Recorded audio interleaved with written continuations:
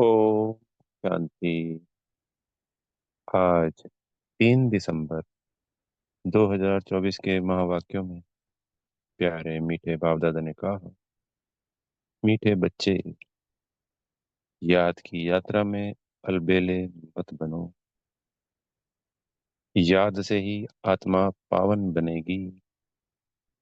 बाप आए हैं सभी आत्माओं की सेवा कर उन्हें शुद्ध बनाने। प्रश्न है, कौन सी स्मृति बनी रहे तो खान पान शुद्ध हो जाएगा? उत्तर है, यदि स्मृति रहे कि हम बाबा के पास आए हैं सचखंड में जाने के लिए, वह मनुष्य से देवता बनने के लिए, तो खान पान शुद्ध हो जाएगा। क्योंकि देवताएं कभी अशुद्ध चीज नहीं खाते। जब हम सत्य बाबा के पास आए हैं सचखंड पावन दुनिया का मालिक बनने, तो पतित बन नहीं सकते।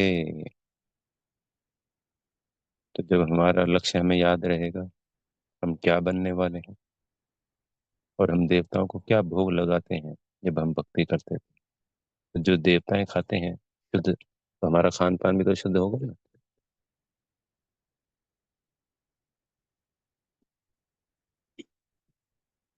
ओम शांति।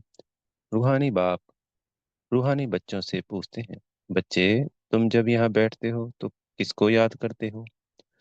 अपने बेहद के बाप को। वह कहाँ है? उनको पुकारा जाता है ना। हे पतित पावन। आजकल सन्यासी भी कहते रहते हैं, पतित पावन सीताराम, अर्थात पतितों को पावन बनाने वाले राम आओ। यह तो बच्चे समझते हैं।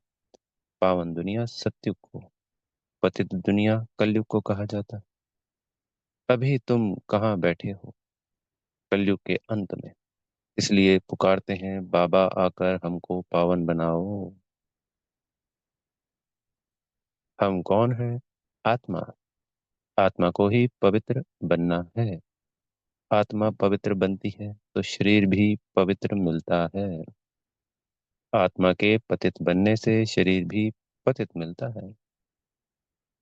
यह शरीर तो मिट्टी का पुतला है। आत्मा तो अविनाशी है। आत्मा इन ऑर्गन द्वारा कहती है, पुकारती है, हम बहुत पतित बन गए हैं, हमको आकर पावन बनाओ। बाप पावन बनाते हैं। 5 विकारों रूपी रावण पतित बनाते हैं।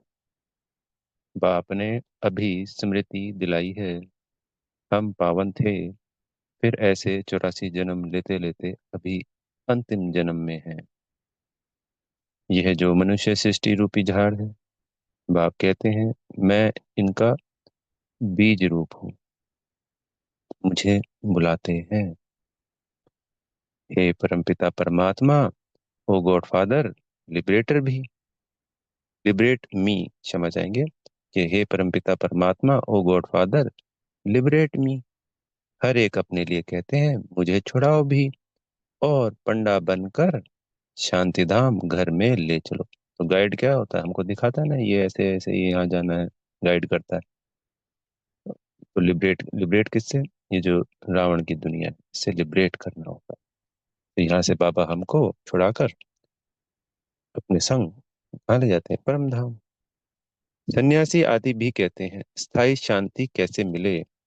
अब शांति धाम तो है घर, जहाँ से आत्माएं पाठ बजाने आती हैं। वहां सिर्फ आत्माएं ही है, शरीर नहीं है। आत्माएं नंगी अर्थात शरीर बिगर रहती हैं। बोले नंगी का मतलब ना अंग, अंग नहीं है।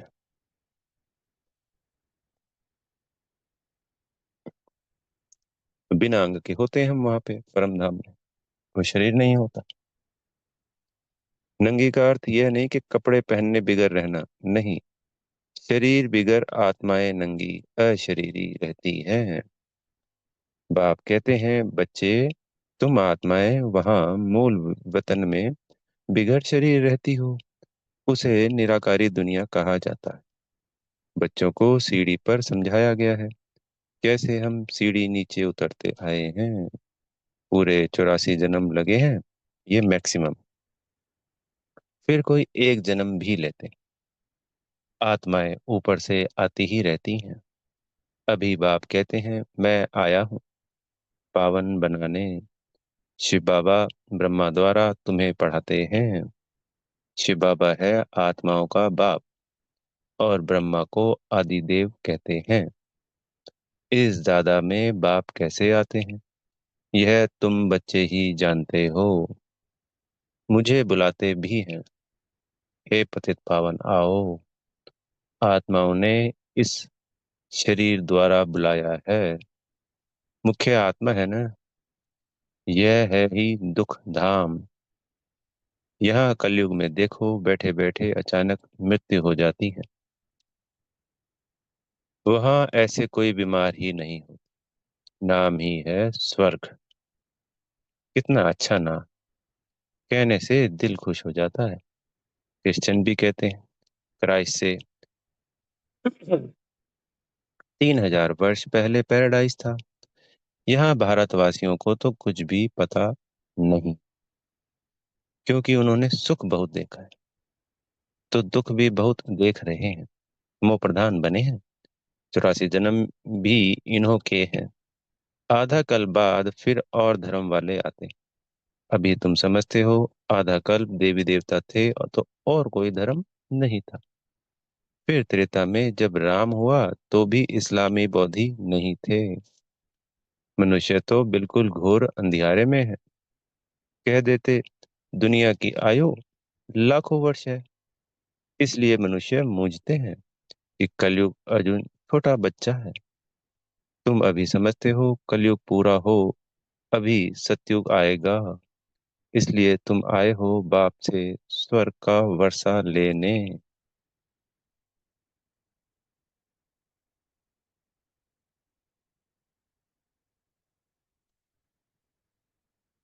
तुम सब स्वर्गवासी थे।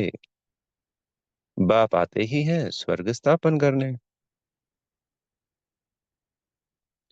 तुम ही स्वर्ग में आते हो, बाकी सब शांतिधाम घर चले जाते हैं।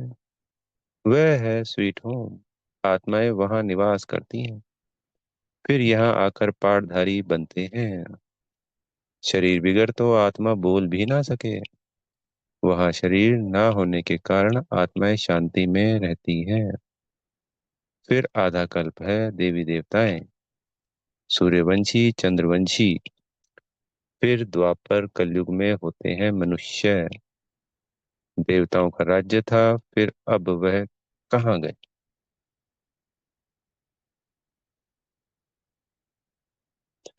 किसको पता नहीं। यह नॉलेज अभी तुमको बाप से मिलती है, और कोई मनुष्य में यह नॉलेज होती नहीं। बाप ही आकर मनुष्यों को यह नॉलेज देते हैं, जिससे ही मनुष्य से देवता बन।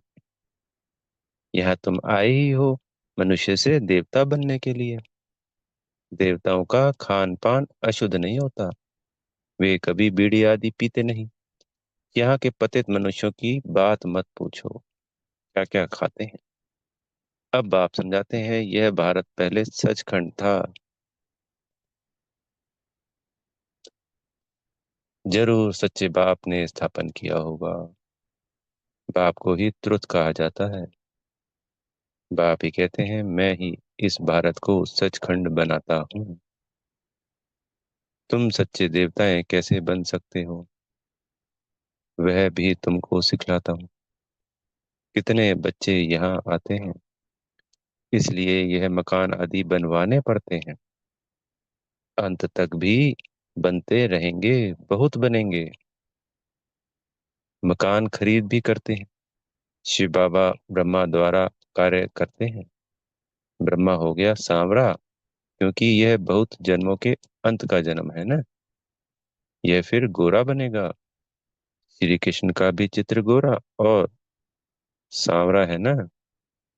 म्यूजियम में बड़े बड़े अच्छे चित्र हैं, जिस पर तुम किसको अच्छी रीति समझा सकते हो। यहाँ बाबा म्यूजियम नहीं बनवाते हैं। इनको कहा जाता है टावर ऑफ साइलेंस। तुम जानते हो हम शांतिधाम अपने घर जाते हैं। हम वहाँ के रहने वाले हैं। फिर यहाँ आकर शरीर ले पाठ बजाते हैं। बच्चों को पहले पहले यह निश्चय होना चाहिए कि यह कोई साधु संत नहीं पढ़ाते हैं। तो यह निश्चय तो हम बच्चों को है ही है कि शिव बाबा हमको पढ़ा रहे हैं ब्रह्मा तन के द्वारा। जो नए बच्चे होते हैं या कोई समझते नहीं कि शिव बाबा पढ़ा रहे, तो वो ये सोचते हैं जैसे और साधु और जगह होता है सत्संग, वैसे ही ये सत्संग हो रहा है। अगर शिव बाबा पे निश्चय नहीं हुआ तो फिर ये सत्संग से ज्यादा कुछ नहीं समझते। यह तो सिंध का रहने वाला था ब्रह्मा बाबा, परंतु इसमें जो प्रवेश कर बोलते हैं वह है ज्ञान का सागर। उनको कोई जानते ही नहीं, कहते भी हैं गॉडफादर, परंतु कह देते उनका नाम रूप ही है नहीं। वह निराकार है, उनका कोई आकार नहीं है। फिर कह देते हैं वह सर्वव्यापी है। अरे, परमात्मा कहाँ है? कहेंगे वह सर्वव्यापी है, सबके अंदर है। अरे, हर एक के अंदर आत्मा बैठी है, सब भाई भाई है ना। फिर घट घट में परमात्मा कहाँ से आया? ऐसे नहीं कहेंगे। परमात्मा भी है और आत्मा भी है।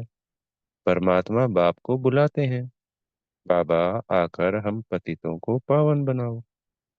मुझे तुम बुलाते हो यह धंधा यह सेवा करने लिए। हम सभी को आकर शुद्ध बनाओ। पतित दुनिया में हमको निमंत्रण देते हो, कहते हो बाबा हम पतित हैं। बाप तो पावन दुनिया देखते ही नहीं, पतित दुनिया में ही तुम्हारी सेवा करने के लिए आए हैं। अब यह रावण राज्य विनाश हो जाएगा। बाकी तुम जो राजयोग सीखते हो वह जाकर राजाओं का राजा बनते। तुमको अनगिनत बार पढ़ाया है, फिर 5,000 वर्ष बाद तुमको ही पढ़ाएंगे। क्योंकि ये ड्रामा हम सभी जानते हैं फिक्स है, एक्यूरेट है, सेम टू सेम रिपीट होता है। तो आज इस कल्प में जो हम बच्चे पढ़ रहे हैं वही हर कल्प पढ़े थे और आगे भी वही पढ़ेंगे। सत्युग त्रेता की राजधानी अब स्थापन हो रही। पहले है ब्राह्मण कुल, प्रजापिता ब्रह्मा गाया जाता है ना, जिसको एडम आदि देव कहते हैं। यह कोई को पता नहीं। बहुत है जो यहाँ आकर सुनकर फिर माया के वश हो जाते हैं। पुण्य आत्मा बनते बनते पाप आत्मा बन पड़ते हैं। माया बड़ी जबरदस्त है, सबको पाप आत्मा बना देती है। यहाँ कोई भी पवित्र आत्मा पुण्य आत्मा है नहीं। पवित्र आत्माएं देवी देवता ही थे। जब सभी पतित बन जाते हैं तब बाप को बुलाते हैं।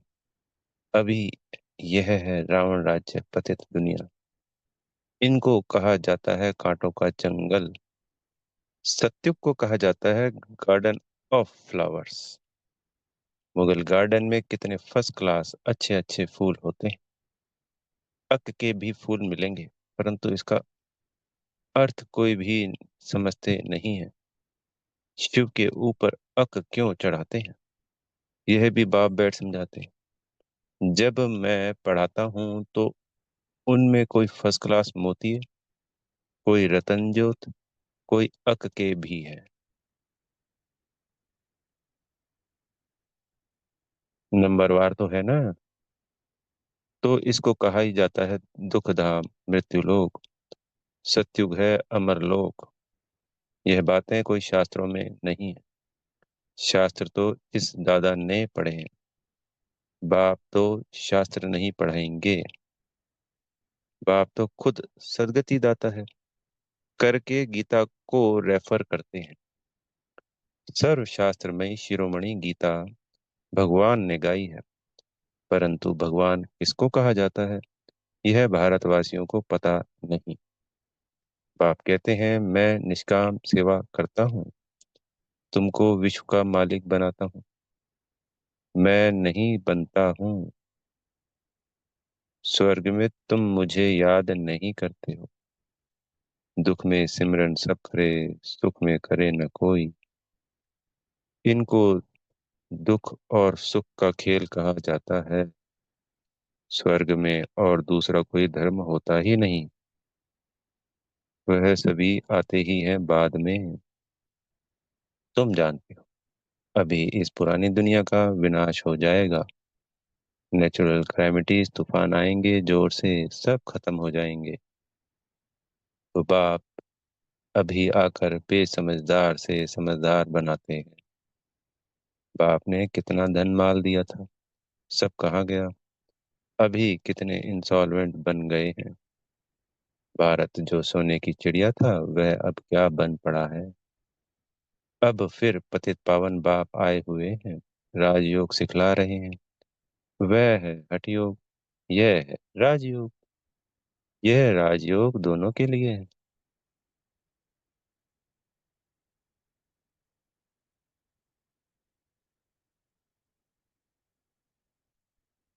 वह हठयोग सिर्फ पुरुष ही सीखते हैं।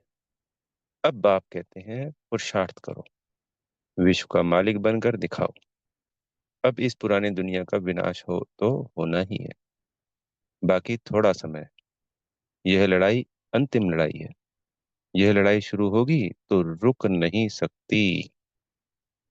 यह लड़ाई शुरू ही तब होगी जब तुम कर्मातीत अवस्था को पाएंगे और स्वर्ग में जाने के लायक बन जाएंगे।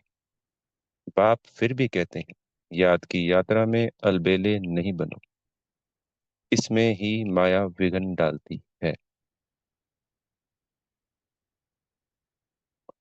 अच्छा, मीठे मीठे सिखी लदे बच्चों प्रति मात पिता बाप दादा का याद प्यार और गुड मॉर्निंग। रूहानी बाप की रूहानी बच्चों को नमस्ते। हम रूहानी बच्चों की प्यारे मीठे रूहानी बाप दादाजी को याद प्यार गुड मॉर्निंग और नमस्ते। धारणा के लिए मुख्य सार में पहला पॉइंट, बाप द्वारा अच्छी रीति पढ़कर फर्स्ट क्लास फूल बनना है। कांटों के इस जंगल को फूलों का बगीचा बनाने में बाप को पूरी मदद करनी है। दूसरा पॉइंट, कर्मातीत अवस्था को प्राप्त करने व स्वर्ग में उच्च पद का अधिकार प्राप्त करने के लिए याद की यात्रा में तत्पर रहना है। अलबेला नहीं बनना है। सतगुरु जी से वरदान मिल रहा है, अपने मस्तक पर सदा बाप की दुआओं का हाथ अनुभव करने वाले मास्टर विघ्न विनाशक भव। गणेश को विघ्न विनाशक कहते हैं। विघ्न विनाशक वही बनते जिनमें सर्व शक्तियां हैं। सर्व शक्तियों को समय प्रमाण कार्य में लगाओ तो विघ्न ठहर नहीं सकते। कितने भी रूप से माया आए, लेकिन आप नॉलेजफुल बनो। नॉलेजफुल आत्मा कभी माया से हार खा नहीं सकती। जब मस्तक पर बाप दादा की दुआओं का हाथ है तो विजय का तिलक लगा हुआ है। परमात्मा हाथ और साथ विघ्न विनाशक बना देता है।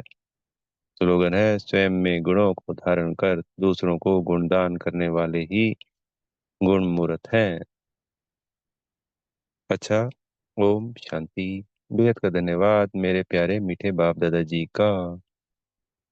आप सब आत्मा भाइयों का बेहद का धन्यवाद। ओम शांति।